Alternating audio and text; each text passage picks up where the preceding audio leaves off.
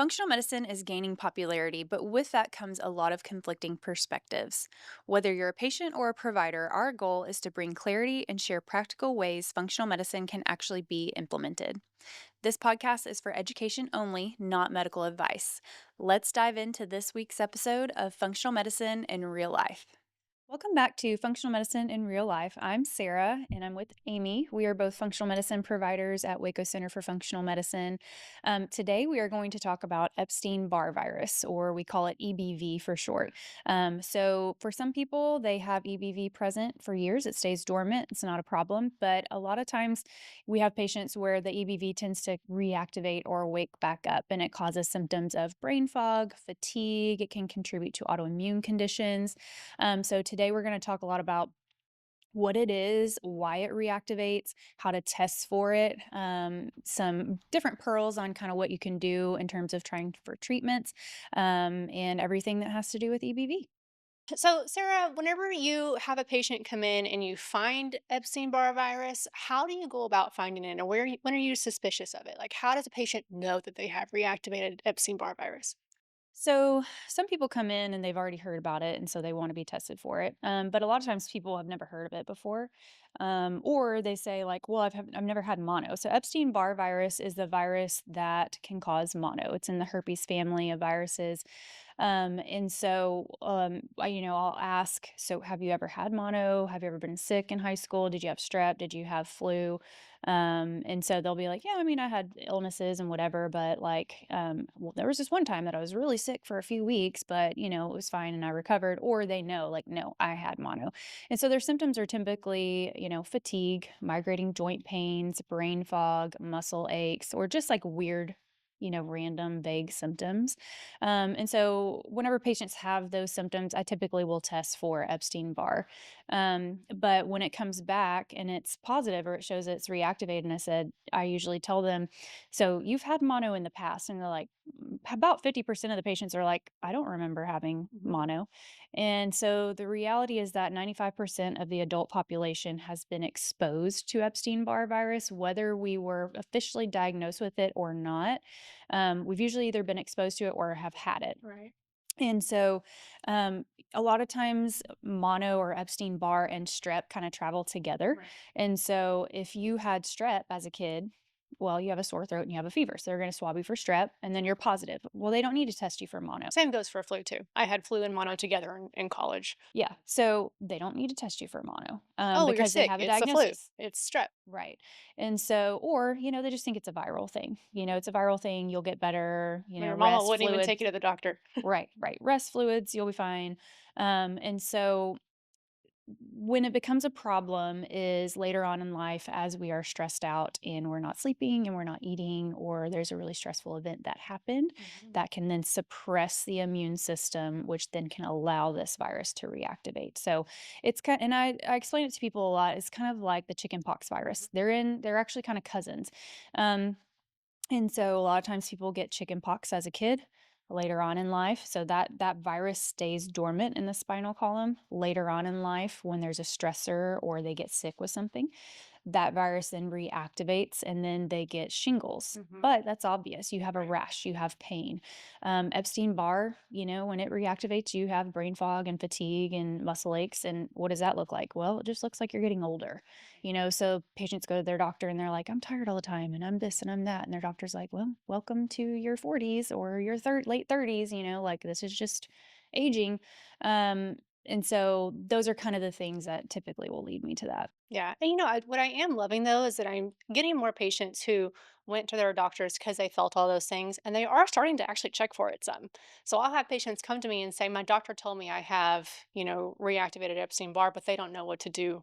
about it." But I'm loving the shift that we're talking about it and we're thinking about it. So that's very exciting Yeah. for functional medicine. And so then too, that kind of pulls into it because also I'm sure patients, if you've heard of Epstein-Barr, you probably are on the Facebook groups and stuff like that, the EBV Facebook groups. And on there's a lot of people talking about like acyclovir or valcyclovir and that kind of thing for treating Epstein-Barr. And I don't find that it's very Right. effective. Acyclovir and valcyclovir are great for acute viral things, Mhm. so shingles and the cold sores and that kind of thing. But for a long, chronic, simmering viral infection, it's just not good enough. Right. And the thing with a lot of the Facebook groups, and depending on who you're seeing, if we are only talking about your numbers and your titers and your Epstein-Barr and your symptoms, we're not going beyond that and actually looking at why can't your body get a grip on Right. this? Then we're really missing the boat and you're never gonna clear it. Right. So this also, exactly like you said, how this is a cousin to chickenpox virus. I say that all the time. But then also HPV, as far as like abnormal pap smears and condyloma, and these are all viruses that once we have them, but our immune system can keep them suppressed. Cold sores as well. You're right. Right. So, is really luckily acyclovir and valcyclovir work well for cold sores for keeping them suppressed. So some people have to take Mhm. a valcyclovir every single day, and if they miss two, then they're going to get a cold sore. And then to me, that's a dead ringer for, oh my gosh, what's going on with your immune system? Right. Why can't it get a grip on this? The other thing I'll say is, because in cold sores and shingles, Mhm. whenever it's coming back. Epstein-Barr sometimes is a bit more vague. But also, the patients who have cold sores, if they're not taking a daily suppression dose of an antiviral, they'll tell you, I haven't had an outbreak in 2 years. And then I had this stressful situation in life, a death in the family, my kid was sick, whatever it may be. And then I got cold sores again. So that tells us your immune system takes a back seat when you've got this chronic stress going on. Yeah. And so that kind of, like you said, it's you have to figure out the why. Mhm. Our immune system was created to be able to suppress these viruses. But when something happens and there's an insult to the immune system, whether it is a stressor or it's a chronic stressor, Right. or it's mold exposure, you moved into a house that has mold, or you had a water leak or something like that, or you get sick with COVID. So we see COVID trigger reactivation of these viruses because COVID naturally will suppress several parts of the immune system. um, we have to figure out what happened. Mhm. Now, for some people, it is just that. It is, okay, the death of a loved one. Right. And that was just an acute stressor, and then it's resolved and dissipated. Or COVID illness triggered it.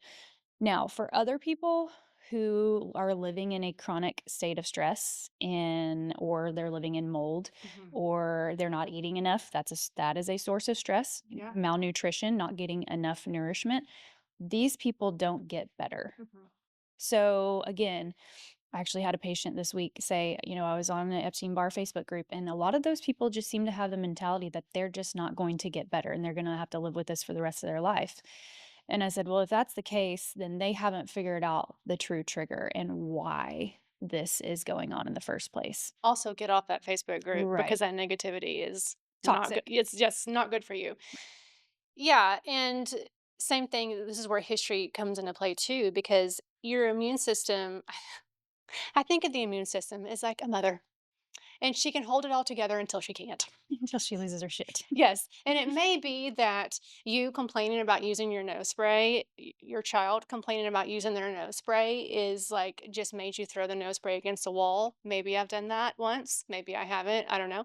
But it's not just the nose spray, it's all the things that led up to that moment where she couldn't do it anymore. And that's how I think of the immune system. So you can be suppressing the chickenpox virus, you can be suppressing the herpes virus, you can be suppressing Epstein-Barr, you can even be living in a moldy environment, but then you get COVID, and then that just knocks you over the edge. Is it COVID alone? No, probably not. And that's why you need a provider who's going to help you dial through all this. Also, I see in the history, sometimes we had those patients who say, I got mono in sixth grade and I was down for 3 weeks. Mhm. And that makes me be like, dude, Yeah. there's a genetic thing going on here, or there's a chronic generational trauma or a childhood thing going on here. And then my timeline for what am I looking for is going to date way back. Yeah.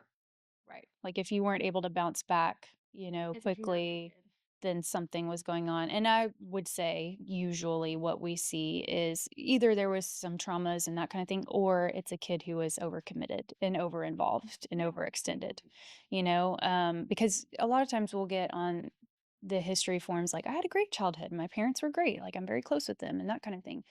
But whether the expectation from, their parents or themselves, like some people just naturally their personality, they just Mhm.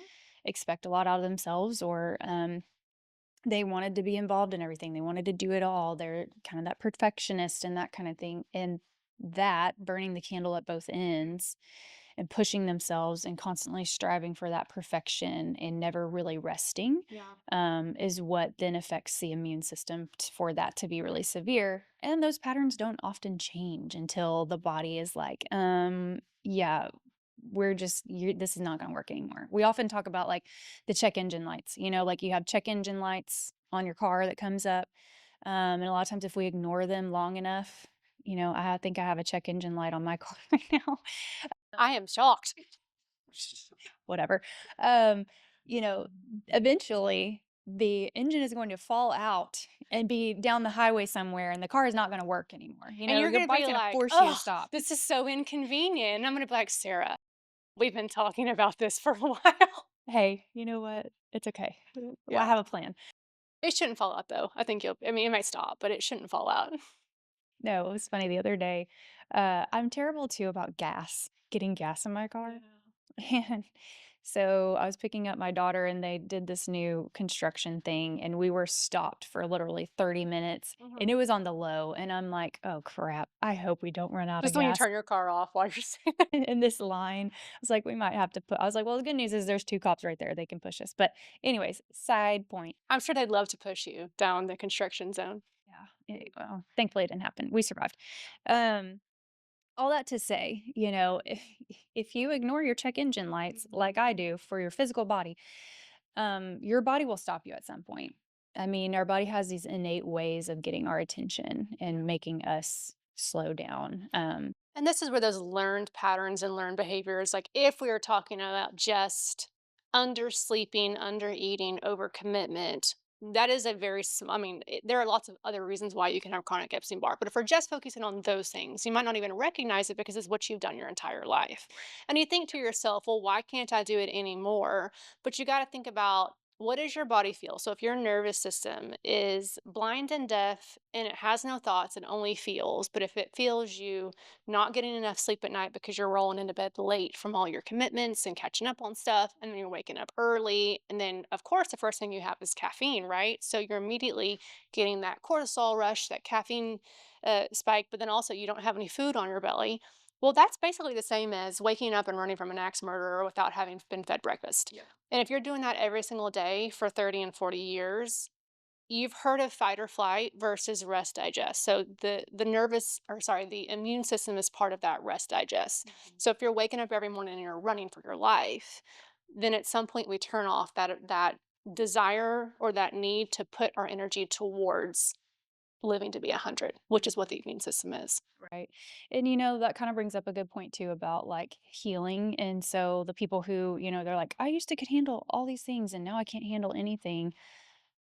Your body was never meant to handle all those things, and so there is a little bit I find in my patients when we actually have true health and we learn what is healthy versus unhealthy patterns in life, there is a little bit of mourning, I think, for some of my patients who they were like, I could handle so much and I could do all these things and now I can't anymore. Mhm. It's almost kind of a loss of identity because that's all they knew, and so that's a little bit of a mourning type thing, and it's that trying to teach them to wrap their mind around, but what is good and healthy and safe for your Mhm. body? What was too much versus what is good? And really, the fact that you handled it all those years is probably why you can't handle it. Like that contributed to why your body is just out. So, the mother. So I think of this as like if you have Epstein Barr in the living room, knocking the lamps off the side tables, and then you have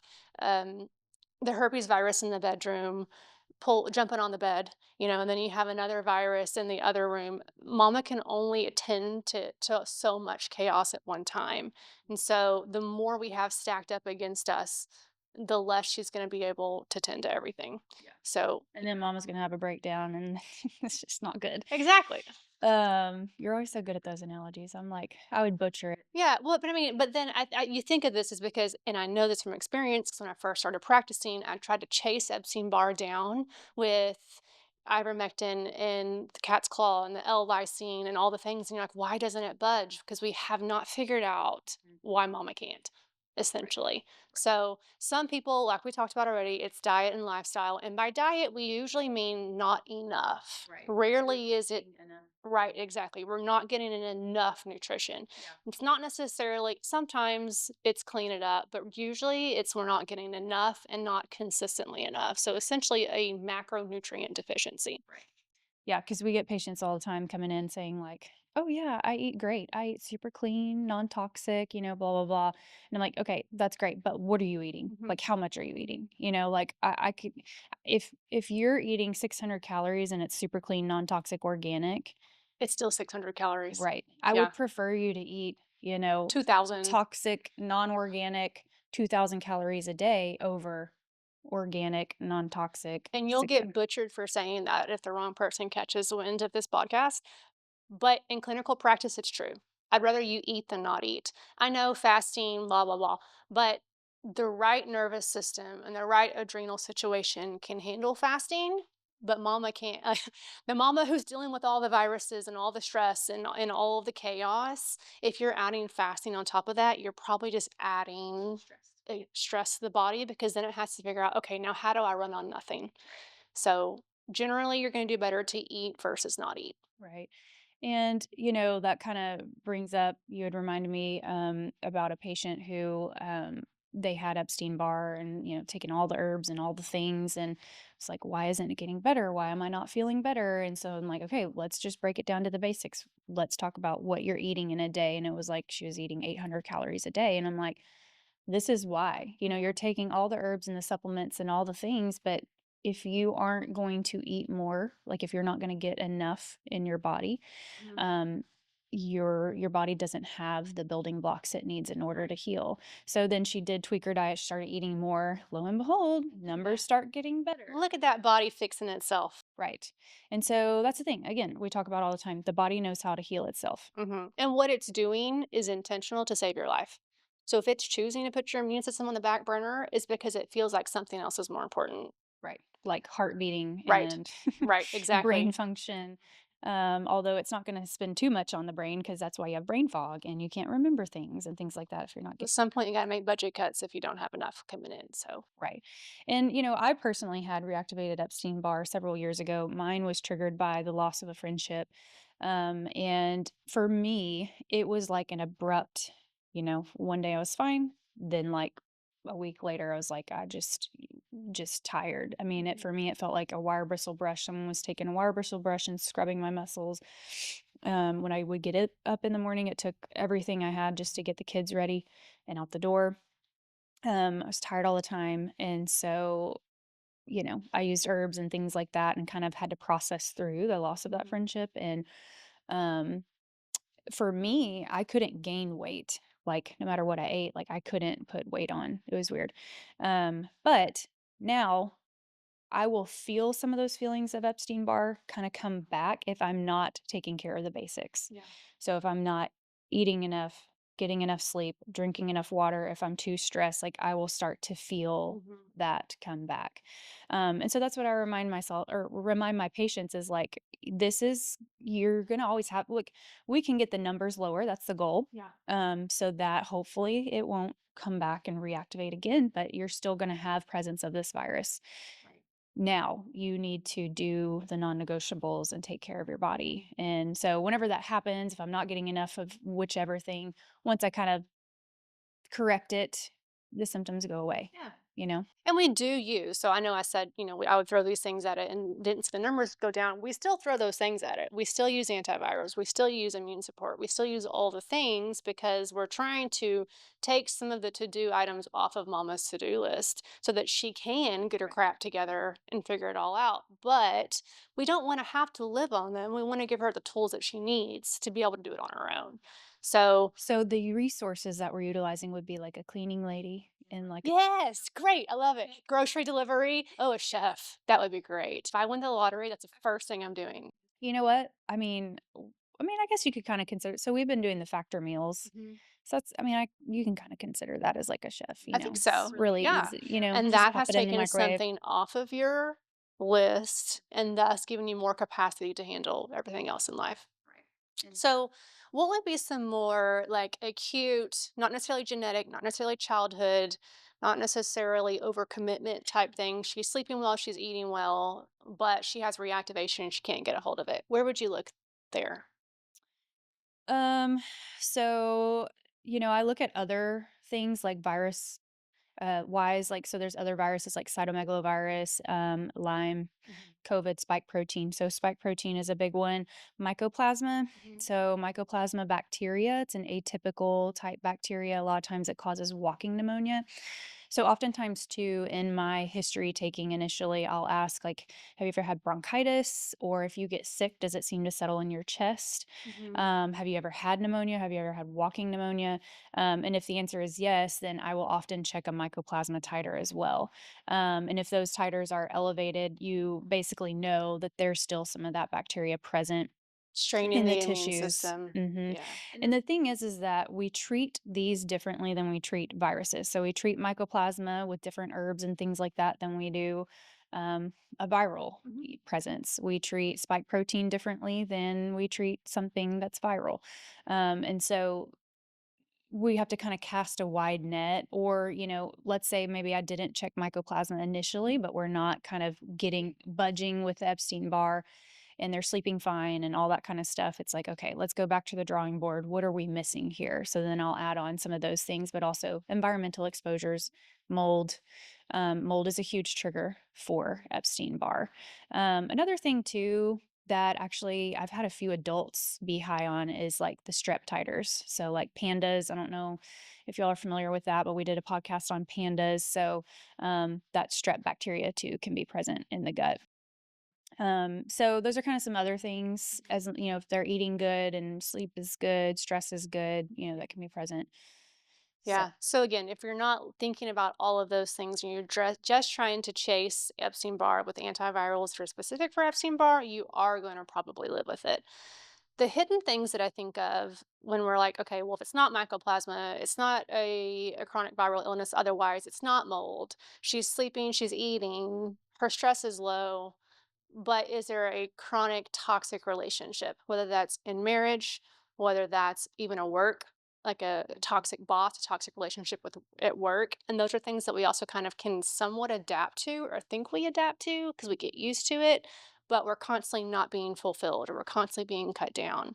mhm. Basically living like if you've ever Walking on had a eggshells. yeah, walking on eggshells, but that, that rescue dog that hunkers down every time you walk around. That's terrible for the immune system. And that's kind of like it's basically nervous system dysregulation at the end of the day. And so oftentimes that's hard for patients to kind of wrap their brain around and identify. If they don't already have a hunch, it's kind of hard for them to um, I think too, it's almost like this cognitive dissonance too, because it's hard once you kind of discover it and you put your finger on it, it's like, okay, now what am I going to do about Yeah, it?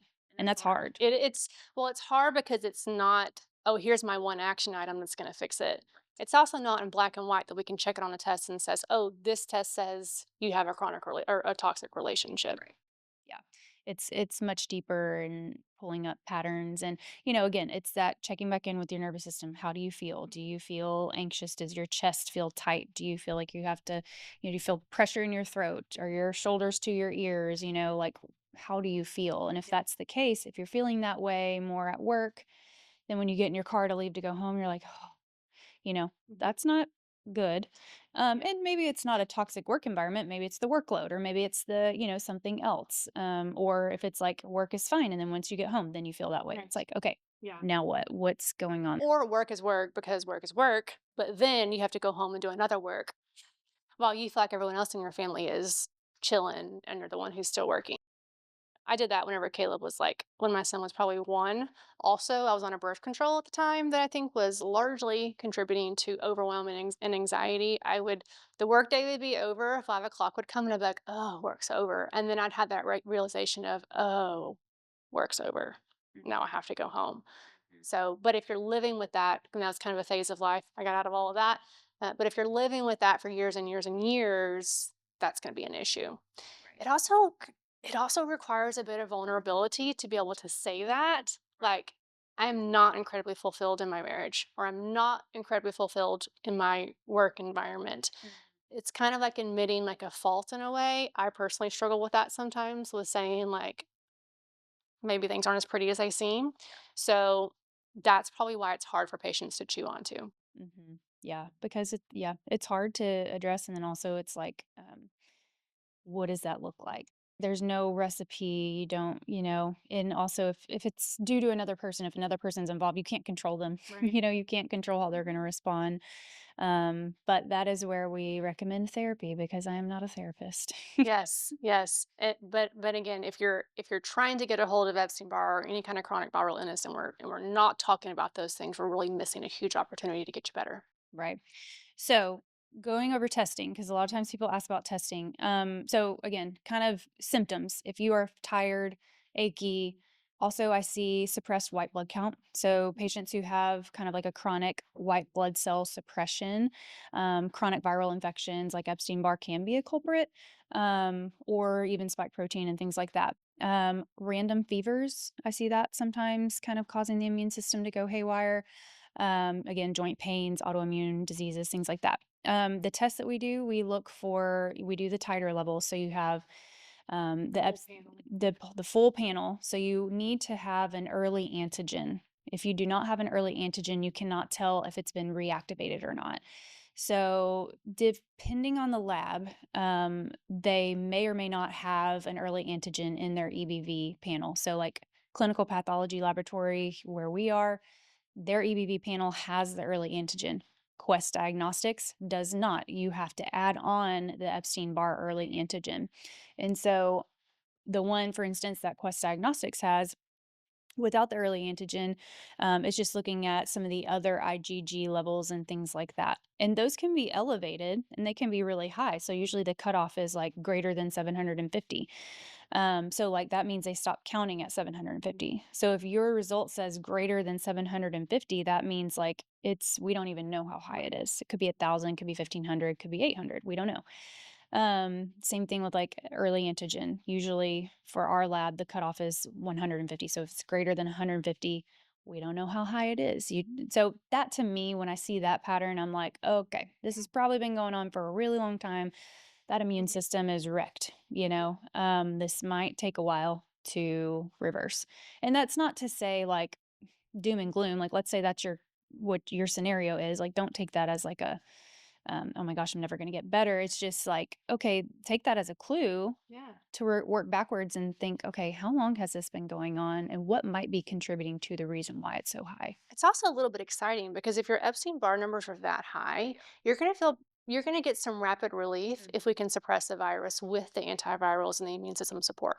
Now, we still got a lot of work to do on the back end, but I think you're gonna notice feeling better.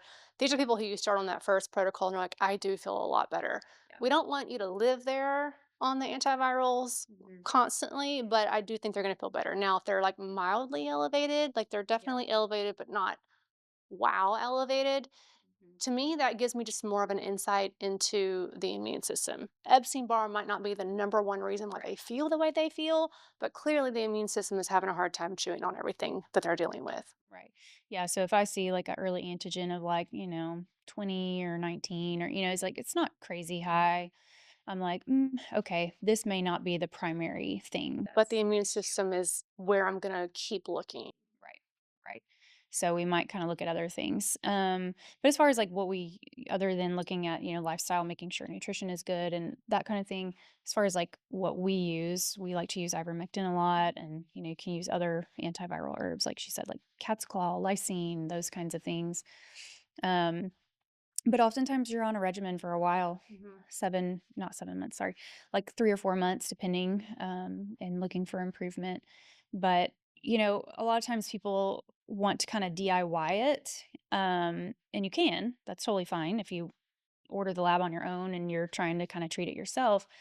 But that's where sometimes you don't get symptom improvement or you get stuck in these ruts, especially if you're going on the Facebook groups and things like that and going down the rabbit holes because you need someone that's looking at the big picture, Yeah. that's kind of pointing out some of the holes that you can't see. I mean, that's like me when I try to treat my family and they have, whatever going on. And I'm like, oh, I need to do this and I need to do this. And then, I talk to you about it or I talk to Lauren about it. And it's just more helpful because it's like, okay, let's take a Right. 10,000-foot view here, like, so I try not to do that anymore. I know. It's really hard though because you want to be quickly you want to quickly fix people. Yeah. So I totally get that.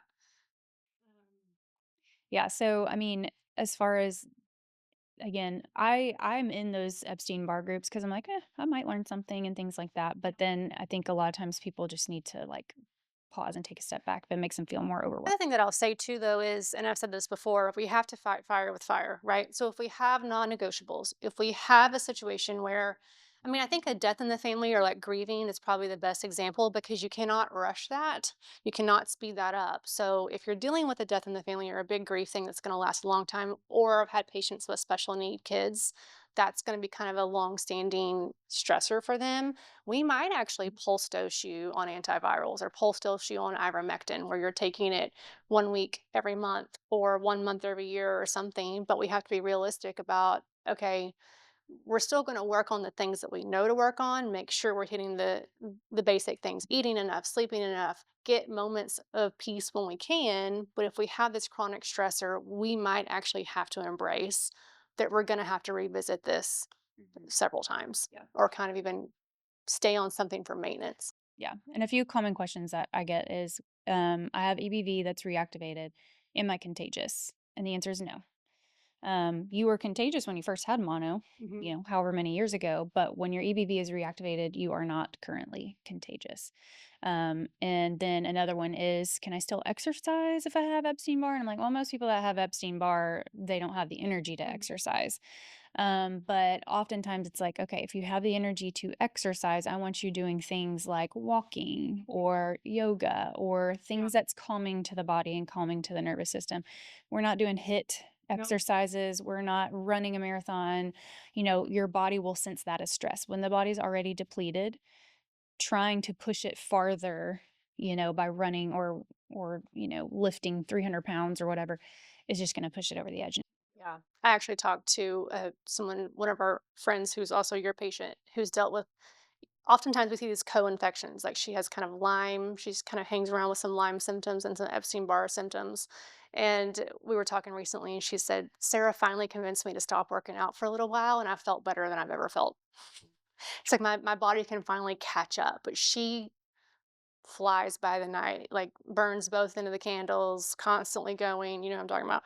So she's like, yeah, so I finally stopped doing my workouts and I feel so good. Now, Mhm. yes, we'd like to get her back to workouts, Right. but she has that personality where she is an achiever. If she's going to do it, she's going to do it the best she possibly can. So, kind of figuring out what kind of exercise is going to be best for her life. And that's where I talk about fasting. Fasting in someone who doesn't have a lot of the extra stress might be great. But if we're already stressing our body out constantly because we're running so hard, maybe we feed it Yeah. more routinely. Right. So, same goes for exercise. Yeah, and that's where it goes back again to the individualized approach, you know? So, hope you found this helpful, all about Epstein-Barr, but also, looking at some other things that could be the reason why you're struggling with Epstein-Barr. So if you have any other questions, link them below, but we will catch you later.